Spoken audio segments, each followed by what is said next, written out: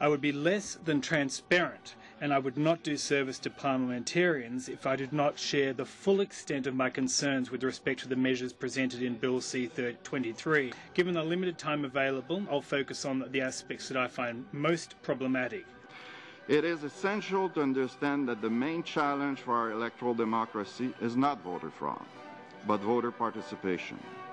Election day should be a time, and it may be the only time, when all Canadians can claim to be perfectly equal in power and influence, regardless of their income, health, or social circumstances. This only be so if voting procedures are designed to accommodate not only those of us with busy schedules, but also, and even more importantly, the more vulnerable and marginalized members of society. For many of these electors, vouching by another elector is the only option, and we can expect that a significant proportion of them would not be able to vote under the rules proposed by Bill C-23. There is no evidence tying these errors with ineligible electors being allowed to vote. We will have in any way improved the integrity of the voting process. However, we will certainly have taken away the ability of many qualified electors to vote.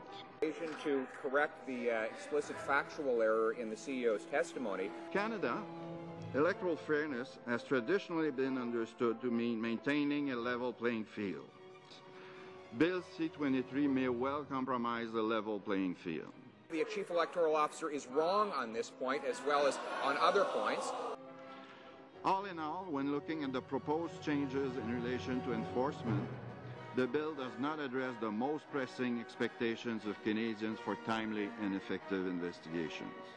I am disappointed, however, that the bill does not require record to be kept of the actual telephone numbers used in voter calls. Without such information, investigation will continue to be significantly hampered. Under Bill C-23, the Commissioner will still not have the ability to seek a court order compelling witnesses to testify regarding the commission of offenses, such as deceptive calls or other forms of electoral fraud. The Chief Electoral Officer will be able to talk about elections after the passage of this Fair Elections Act. I am very preoccupied in this regard with the limitation Bill C-23 imposes on the ability of my office to consult Canadians and disseminate information on electoral democracy, as well as to publish research. I am unaware of any democracy in which such limitations are imposed on the electoral agency. Certainly it would prevent Elections Canada to do any type of voter education in schools, for example, try to instill the sense of citizenship among young Canadians and how it can be fostered. It would limit the ability to share with Canadians results as to what are the problems facing our democracy and how we can hope to address them. I'm concerned that during an election I could not issue a press release alerting electors to certain practices that may happen that they should be aware of. The right of every citizen to vote, guaranteed by Section 3 of the Canadian Charter of Rights and Freedom, lies at the heart of Canadian democracy.